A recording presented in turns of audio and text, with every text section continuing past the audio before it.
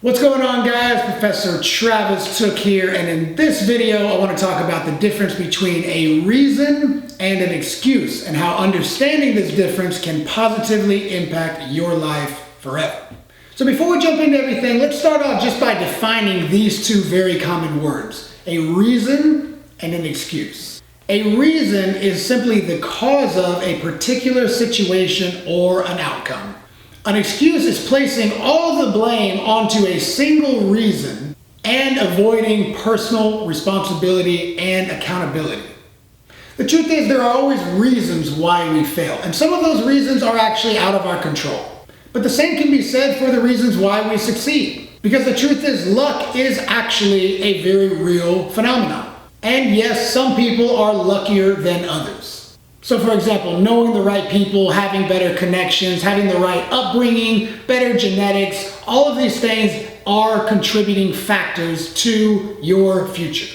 But the irony is that the hardest working, most successful people, at least the ones that I know, are much more likely to humbly attribute their success to luck and not just at how awesome they are. While the pessimistic, hopeless, and angry people of the world are much more likely to point out how bad luck and the unfair good fortune of others who have what they want is the cause of all their problems. But luck in most ways is simply a matter of being adequately prepared for a given opportunity. Because the truth is, no matter how lucky you are, if you're not ready for an opportunity when it presents itself, then you're not going to capitalize on it. So let's get back to making excuses. And as always, I would like to make a jiu-jitsu analogy. So let's say you lose a match in a competition, right? We've all been there. Your excuse for losing the match might be that you just weren't feeling it that day, that you didn't care, that the referee was biased toward your opponent, that your opponent played a real boring advantages-only game. These are all excuses for why you lost the match. But the reason why you lost was that your opponent simply played a game that outperformed your game within the rules of that match. Now, I'm not saying nobody ever gets screwed over in matches, okay? I've been there. I've been on the losing end where I should have won the match. I've probably been on the winning end where I should have lost the match as well. In the long run, these things sometimes tend to even out. The Brazilians might have a little bit of a bias toward their own teammates, but that's a totally different video. The truth is, there's a big difference between the excuses that you make for losing and the reasons why we lose our matches. And all I'm saying is you would be much better off in identifying the reasons for not achieving a desirable outcome as opposed to searching for excuses for not getting what you want. Because the reality is nobody really cares about your excuses. So let me give you a few things to ponder.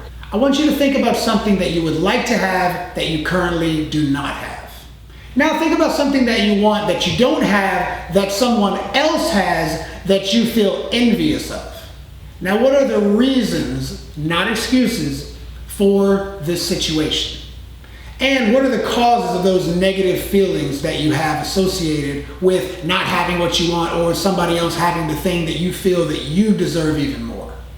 What are the excuses that you tell yourself to make yourself feel better while subconsciously destroying your ability to take full responsibility for what you want out of your life? So here's a few common goals that most of us have. We'd like a better social life.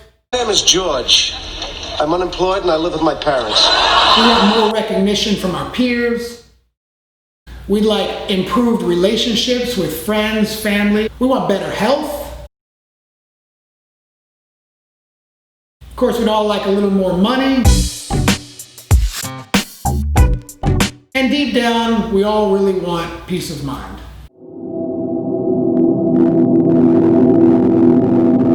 So if any of those are lacking in your life, ask yourself honestly, what are the reasons why you don't have those things?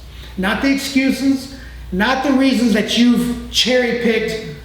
What is the whole picture of why you don't have the thing that you want to have?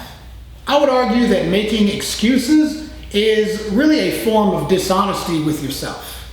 And not to say that we don't want to talk about our problems and we shouldn't share our struggles with friends and people that will listen. I think that's fine. I think that's great. And a real friend will listen to your problems and provide empathy and support.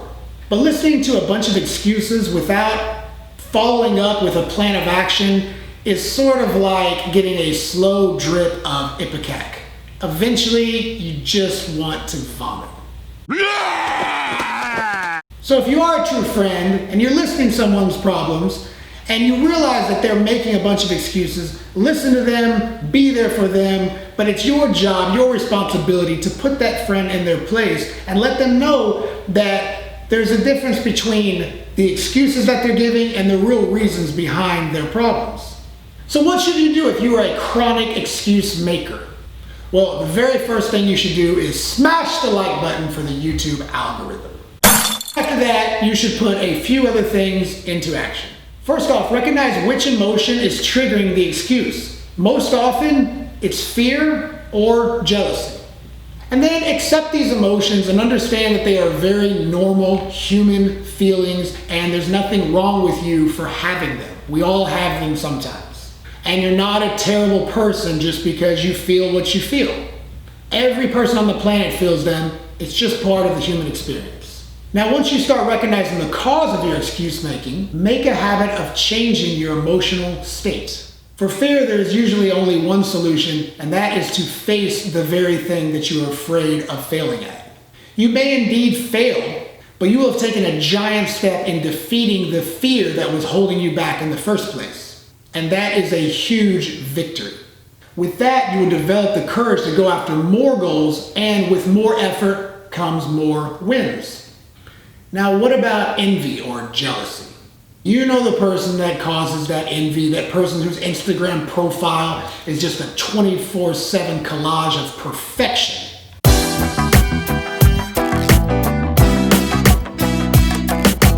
First, recognize that their life is not actually as perfect as their social media would indicate. And they actually share most of the fears and concerns that we all do.